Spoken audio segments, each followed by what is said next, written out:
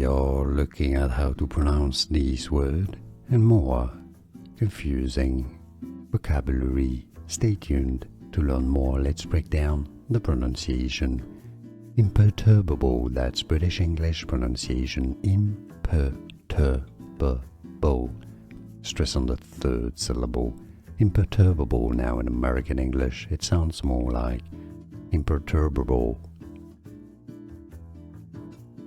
We are looking at how to pronounce these words and more confusing vocabulary. Stay tuned to learn more. Let's break down the pronunciation. Imperturbable, that's British English pronunciation. Imperturbable. Stress on the third syllable. Imperturbable. Now in American English, it sounds more like imperturbable. Here are more videos on how to pronounce more confusing words and names too many mispronounced. Like this video if you found it useful. I appreciate your support. I'll see you soon and thanks for watching.